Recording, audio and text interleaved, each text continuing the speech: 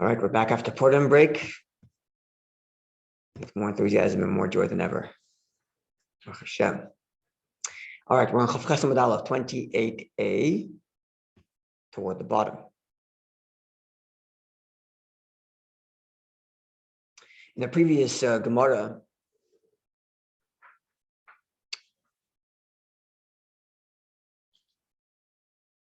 we discussed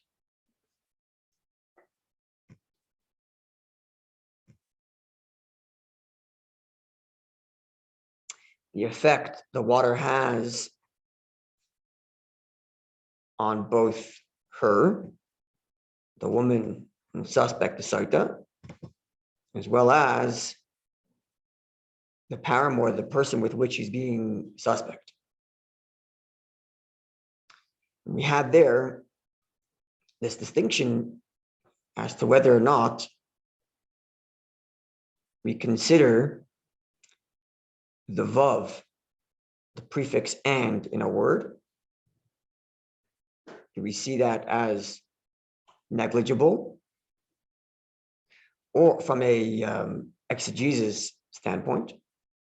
Or do we say that the extra vav itself opens itself up to further interpretation? Rabbi Akiva, or who was it? Rabbi Yeshua? Who was it?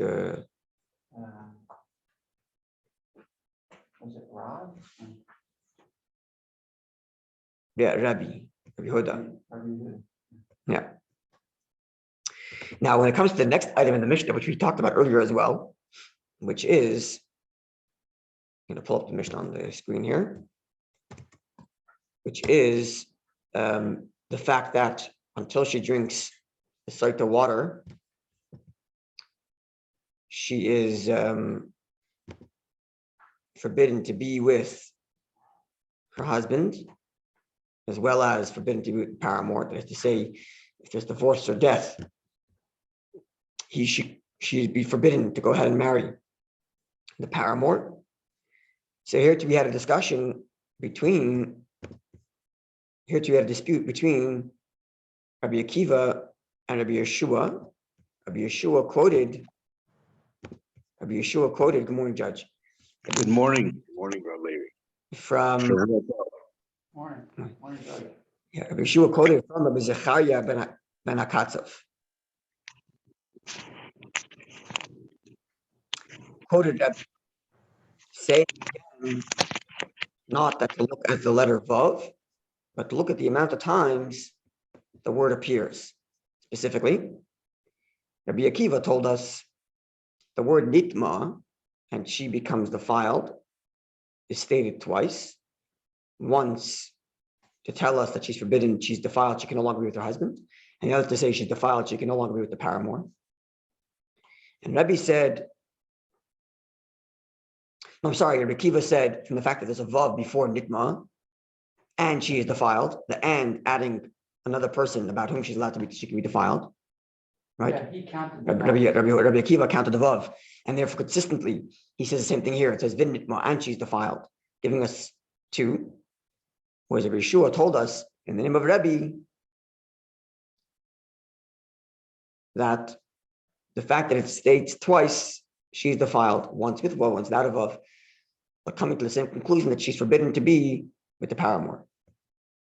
So the Gemara is not going to comment on that discussion. The first thing the Gemara does is tells us that actually it's 3 times in this narrative where the Torah says defiled. 3 times. 2 of which, as we're going to discuss, are related to her being forbidden to her husband and her being forbidden to the paramour. And the third is going to introduce a new law, which we'll discuss presently. And as is the case all the time, as we mentioned, the Gemara begins its analysis very often by quoting a Mishnaic age text that didn't make it to the final cut of the Mishnah, which includes more elaboration. Right. So let's now look at the Chumash. I should have told you to get a Chumash. Let's look at the text of the Chumash so we can see where it says she's defiled 3 times. So we understand the context of each of these times. So it's Midbar, chapter 5, verse 11, the second half of the chapter. So the verse opens up chapter 11, verse 11. You have it there? Yeah. God speaks to Moshe Rabbeinu and says, verse 12, speak to the Jewish people and tell them, each man, when a wife will go astray and behave improperly, deal treacherously. That's the way they translate it here. Okay, then it says like this. Verse 13, and another man will lie with her, and she will be concealed from her husband, and she is defiled, and there is no witnesses, and she hasn't been raped. Right? So that's the first time where it says she's defiled. Describing the scenario, she's concealed and defiled. Then in verse 14, and a spirit or a feeling of jealousy will come over him, the husband, and he shall warn his wife, and she is defiled. Or perhaps a spirit or feeling of jealousy will come over her, and he will warn his wife, and she's not defiled. That's 3 times. Those are the 3 times. First, describing her concealment, and she is defiled. And then the second time, in verse 14, second and third time, where it describes either she is defiled, and that's why he warns her, or she's not defiled and he warns her. That's the verse's way of describing the doubt, as we're going to see soon. So those are the 3 times where it says defiled. Now, the third time it says she's not defiled, and she is not defiled. Right? Is there another time? Third time is not. And she's not defiled, yeah.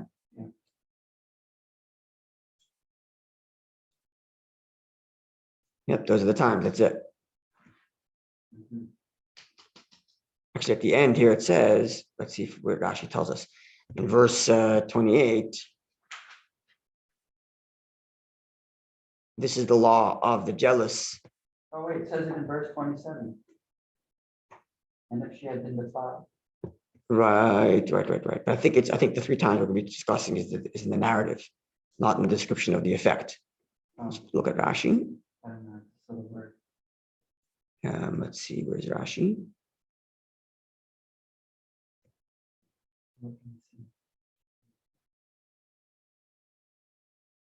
No.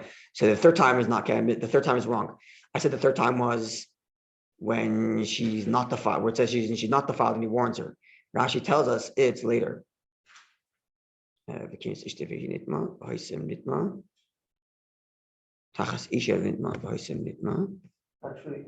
27 says what happens if she is defiled. Yeah, one second. The consequence of being defiled. Where's Rashi there?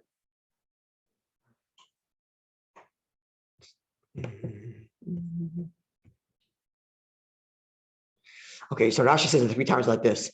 The three times are not describing his warning, but describing a behavior. So not the ones in verse 14. My apologies. Rashi describes the one in verse 13, where it describes, and she was defiled, meaning chapter 14, verse 14, as we're going to see, as I just mentioned, describes his warning, describes a doubt, as we're going to see soon, chapter 14, verse 14, where it says, describing his warning, where he's jealous and he warns her. It describes her if he warns her and she's defiled, or if he warns her and she's not defiled, which is the verse's way of saying he's in doubt, as we're going to learn soon. So let's put those chapter 14 aside. So we have now a description of her actually being, her behavior and her being defiled. Chapter 13, she lay with another man, she's concealed and she's defiled. Chapter 13, verse 13, I'm sorry. Then verse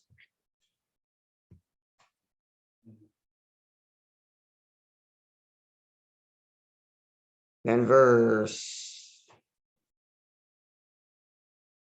27, and she will drink the water, and it will come to pass that if she is defiled, the waters will curse her and cause her the belly to swell and the thigh to rupture.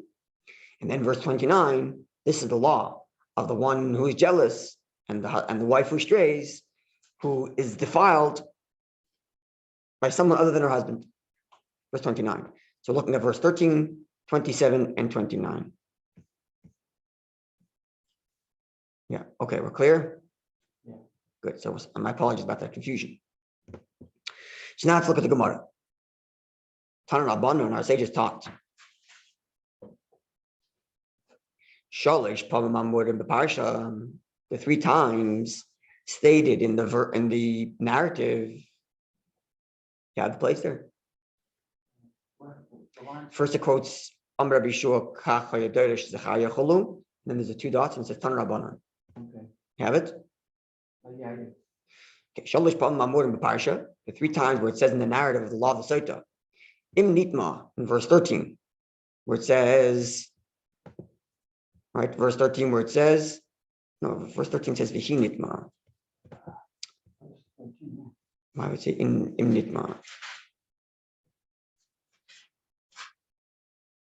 No, it's Im Nitma is not verse 13. Im Nitma is verse 20. The Gemara quotes it out of order. Interesting. The first one is verse 27. Gemara says Im Nitma, if she is defiled, describing verse 27, where she is defiled, that this is the effect. Then it says Nitma, she is defiled. That is verse 13, describing her misbehavior. It says 14 in here. It should be verse 13. At least that's what Rashi tells us. Vihi Nitma. Okay, it could be 13 or 14 actually, because Rashi just says the words Vihi Nitma. And it could be either of those. Yeah, it also says in 14.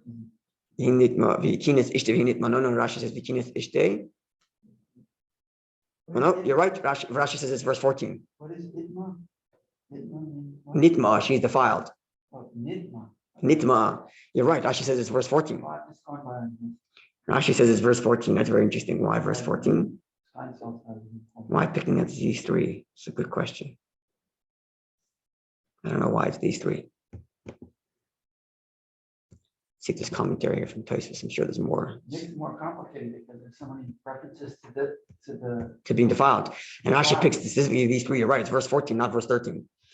That's up. That's interesting. We have to figure out which why these 3 specifically. Pages are talking about.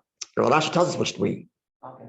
That's what I was telling you. Verse 14, verse 13. You're right. It's verse 13, 27, and 29. But why those 3 specifically? Well, it says, anyway, sorry. No, go ahead. And it would be out of order. The Gemara first quotes verse 27, then verse 4, then verse 14, and then verse 29. That's the way Rashi would tell us, which means it's completely out of order. And why is it those 3? It's a good question. I don't know.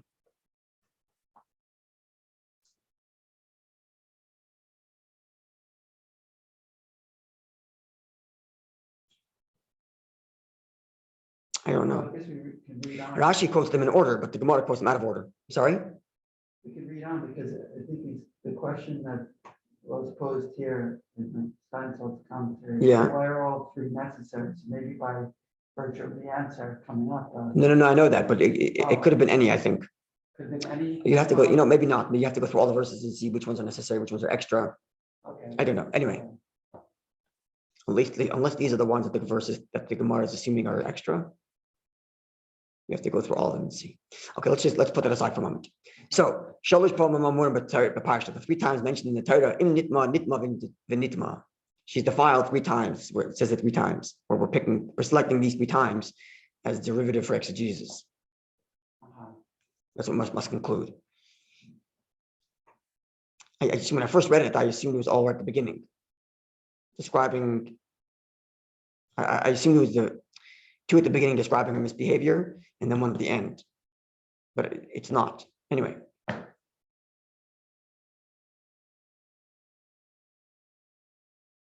But isn't there a rule? I don't know. Isn't there a rule of exegesis that you have to account for all of these?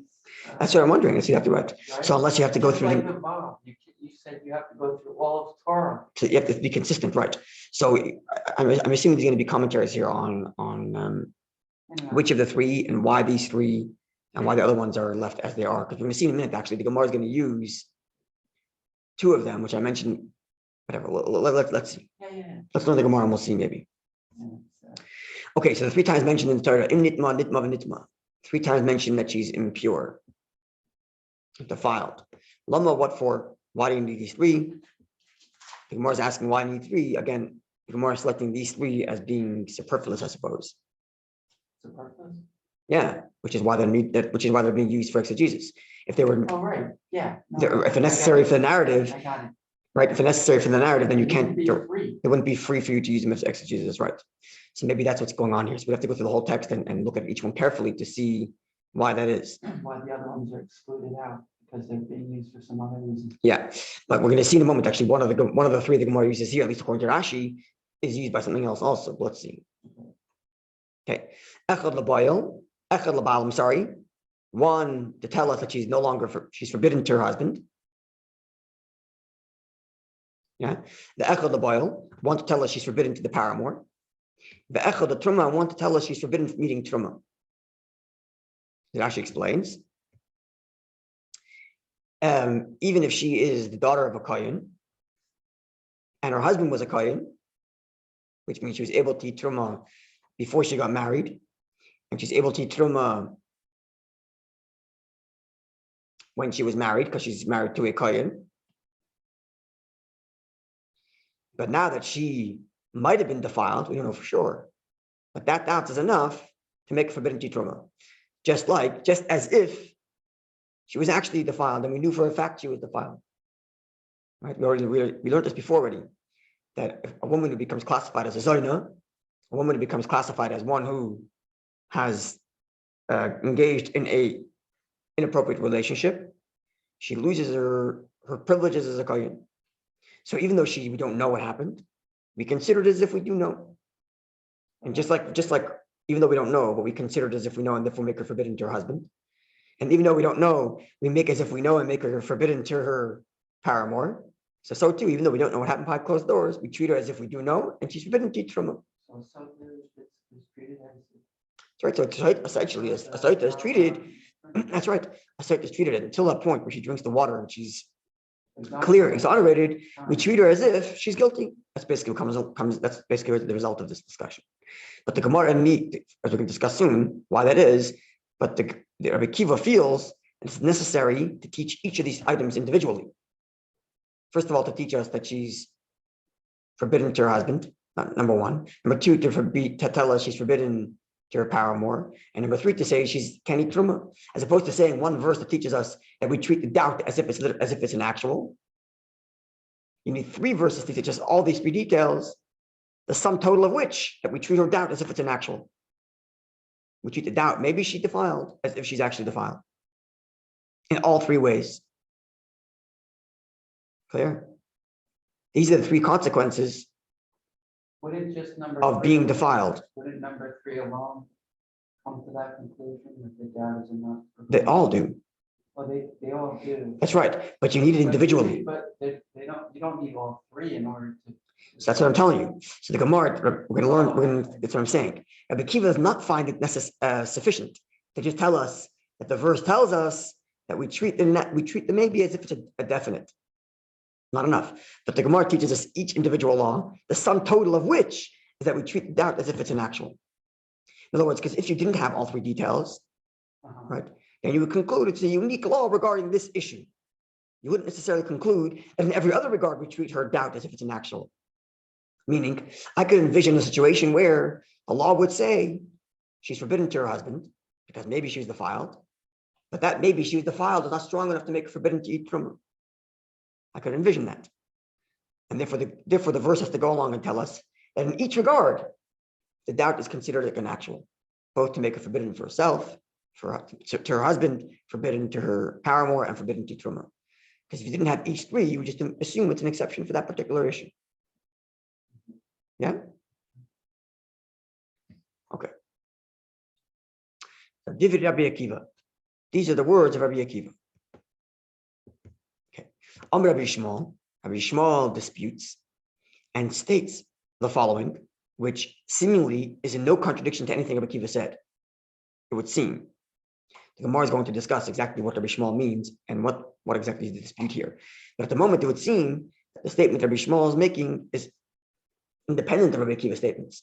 But we're going to get back to that. So we're going to read Rabbi Shmuel's statement, put a pin on it, and come back to it as the Gemara analyzes what exactly Rabbi Shmuel is trying to state and how he's different from Rabbi Akiva. But at the moment, we're just going to learn it as is. Rabbi Shmuel says, Kal v'chomer, I have an a fortiori. And how about to the more so? Namely, Grusha, a woman, the daughter of a kohen, who is married to a Jewish person and is divorced. And she divorces her husband without any children. She goes back to her father's house and she can eat truma. So Mala Grusha, just as it is, a Grusha, a divorced daughter of a kohen, childless, Shemuteres the truma, is allowed to eat truma, going back to her father's house. And yet, asura l'kona, yet she is, from now henceforward, no longer allowed to eat, no longer allowed to marry a kohen, because she's a divorcee. So even though she's allowed to eat truma, because she's back at her father's house, considering she had no children from her Israelite husband, but because she's a divorcee, she's not allowed to marry a kohen. So that's the case. Zusha asura b'truma, someone who is forbidden from eating truma, namely the Sotah.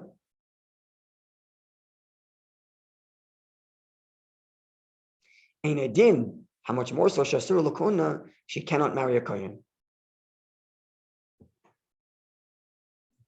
Right? So Rabbi Akiva never discussed whether she's allowed to marry a kohen, which is why there's like, how is Rabbi Shmuel responding to Rabbi Akiva?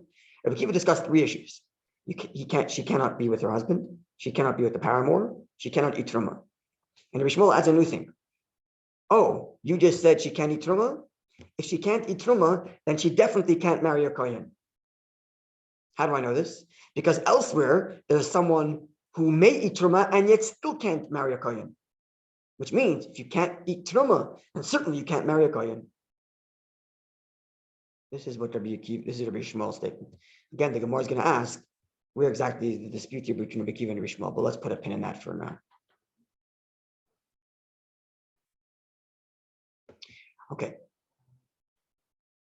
We're still reading the Mishnah text. We haven't got to the Gemara's analysis yet. Okay. Yeah, but what do you want to ask? Sure where this fits. Rabbi Shmuel's statement? Yeah. Put a parenthesis in it, because the Gemara is going to get to it. Okay. What is Rabbi Shmuel stating? Okay. I mean, I understand the deduction and just don't understand how it relates to the Rabbi Akiva's point. Sorry?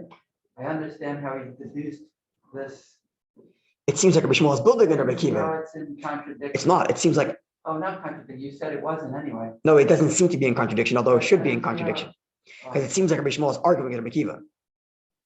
But it does, but in reality, he's just adding to Rabbi Akiva. Just adding. Yes. So the Gemara is going to discuss where exactly the dispute is between Rabbi Akiva and Rabbi Shmuel.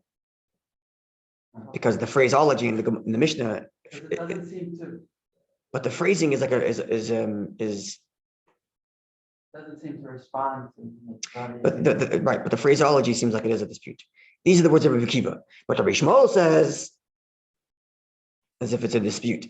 But in reality, it's not. It doesn't seem like it is, at least. I think you're right. I think it's just an add-on. So the Gemara is going to discuss exactly where the dispute is and why what Rabbi Shmuel is responding. So let's put a pin in that, because the Gemara is going to get back to it. Okay, the Mishnah age text continues. Ma Talmud loymar v'hi nitma v'hi lo nitma. What does the verse mean when it says in verse 14? Right, this is verse 14 now, which according to Rashi is one of the verses quoted above. In verse 14, where it says that he is jealous and warns her, first it says, but a spirit of jealousy has come upon him and he became jealous of his wife and she was defiled. Or a spirit of jealousy has come upon him and he was jealous of his wife and she was not defiled. It would seem from the basic translation of the verse that there's two scenarios in which he'd warn her, one in which she wasn't defiled and one in which she was defiled. Right, which is strange. Look at verse 14. Don't look at the translation with the commentary, because the commentary is going to give you the answer to the question. Just look at the direct translation. Yeah. And he warns her, okay, he feels jealous. And he warns His her. wife, And she was defiled. and she was. Or, This is or. yes, or he warns her. Same thing, and she wasn't. That's right. So what's going on here? It seems like here's two different cases of warning. One when she was defiled and one when she wasn't defiled. That's basic translation. To which the Mishnah comments, what could this possibly mean? In Nitma, if she was actually defiled, why is she drinking the water? We know she's defiled already. And in Lo Nitma, and if she's not defiled, we know she isn't defiled, Lama Mashke. Why would he make her drink? We know she wasn't defiled. She didn't do anything. So in both cases, we know the outcome. That's the way that's where the verse seems to phrase it. The verse seems to phrase it. We know the outcome already. Either she was defiled or she wasn't defiled, and we're making her drink. Well, and he's warning her. Well, why? So to end at that point. It's seemingly so to ends. Either because there's no reason for a drink because we know what happened, or because there's no reason for him to make her drink because we know she wasn't defiled. Both cases, we know what That's right. happened. So Magid Lacha Kasav, what the verse is coming to tell you then, therefore, is Shasafik Asura, that the doubt makes as if it is. Leave it unless someone's answering.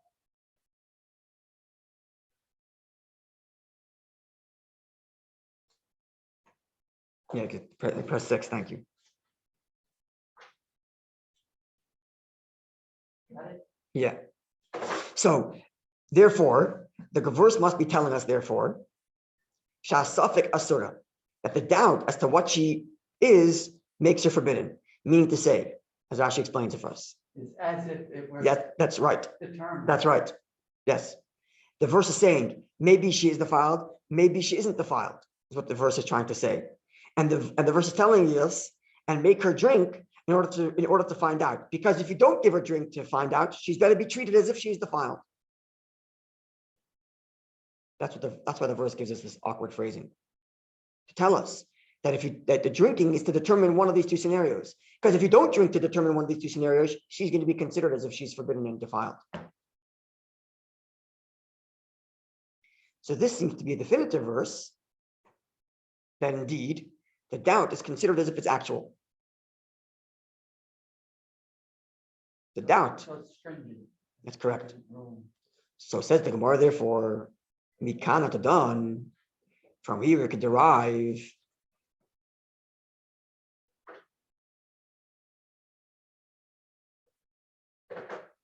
to make sure you pick up the phone first before you hit 6, because if you hit 6 before you hit the phone, it's not going to work. Yeah, okay, good. Thank you. Pick up first. Now press 6. Okay, sure. So push and pull the door. Thank you. So Mikana Tadan. Thank you. So Mikana Tadan, from here we derive L'Sheretz. Hit release. L'Sheretz for a creepy crawly. There's a number of creepy crawlies, little animals the Torah identifies, that touching them makes a person impure. So from here we derive that if a person's in doubt as to whether or not he was in contact with such a creepy crawly, he become impure. Because when the verse considers the doubt of a Sotah as an actual, right? Yeah. So likewise, we would therefore derive that the doubt of touching this impure animal also is an actual. How so? From a fortiori. How much the more so? Ma Sotah, when it comes to a Sotah, we have two leniencies. Number one, the verse does not consider someone who accidentally was unfaithful to one who intentionally was unfaithful. Meaning like this. A person is, his wife is at home, and there's another woman in his house. And he thought he was being intimate with his wife, And it turns out it's the other person.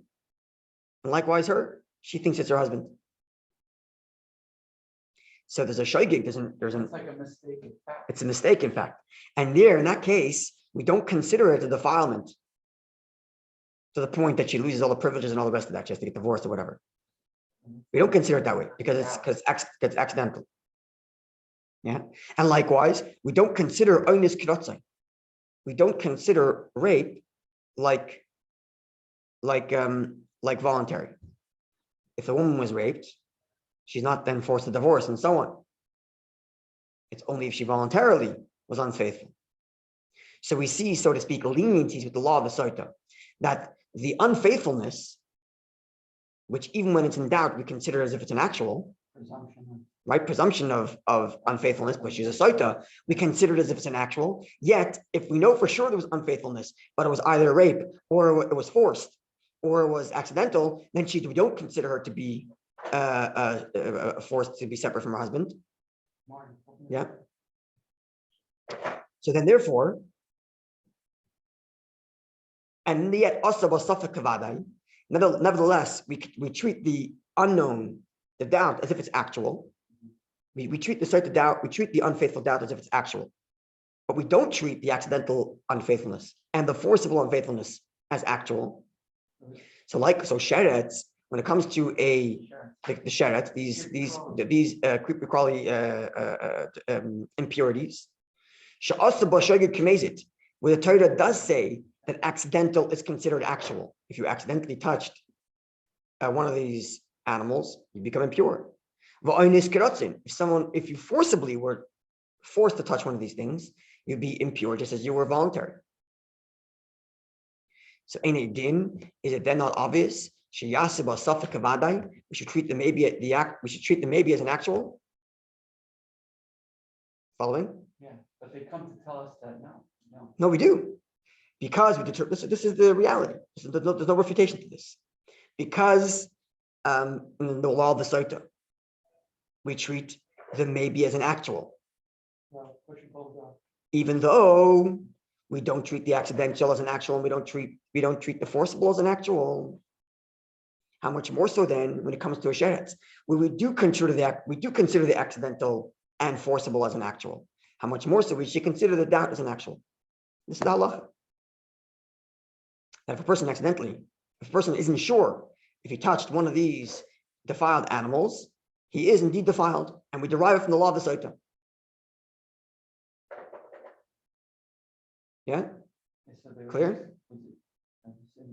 No worries. So the Torah brings these examples to make an a fortiori argument that the doubt with the Sotah is a presumption of. No.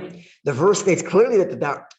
No. The Sotah is we're not using a fortiori for Sotah. We're using Sotah as an a fortiori for sheretz. Meaning the Torah just told us that Sotah we treat the doubt as an actual. Okay, yeah. Right? So that the Torah tells us. Now, a fortiori from that, we learn to sheretz. Follow that or no? That meaning that in cases of accidental or mistaken fact, then you're not. No. There's three cases here. One is doubt, one is accidental, and one is forced. Yeah. Okay. Three different cases. Right. When it comes to the Sotah, all three of these laws are clear. In the Torah says clearly, if it's accidental, not considered defiled. If it's forced, not considered defiled. If it's a doubt, yes, considered defiled. That's the whole law of the Sotah. Yeah, got it. Okay, that's clear. Now let's take that and compare it to sheretz. Okay. When it comes to sheretz, accidental, Torah treats it, yes. Accidental is considered defilement. You accidentally touch the creepy crawly, you're defiled. A person was forced to touch a creepy crawly, defiled. Oh, okay, I had it backwards. So how much more so then that the doubt would be considered actual? If when it comes to the Sotah, we're lenient on the accidental and we're lenient on the forcible, and yet we tell you the doubt is considered actual, how much more so by the sheretz, where we are strict on the accidental and we are strict on the forcible, how much more so the doubt is considered actual? But this is only for sheretz. For sheretz. Normally, in cases of Forget normally now. We're looking at these two laws. We're looking at these two laws specifically only. Yeah? Okay. Okay, let's start over here. And tomorrow, what the Gemara is going to do is, the Gemara is going to tell us that considering that the law of the doubt with respect to the impurity is derived from the Sotah, then we have to look at the limitations of how the Torah considers the defilement of the Sotah, and those same limitations will apply to the law of the Sheretz. That's what we're going to learn tomorrow. It's a little bit of a mind twister. It'll become more clarity as we go along. Have a wonderful day, Eden. Good day. God bless you.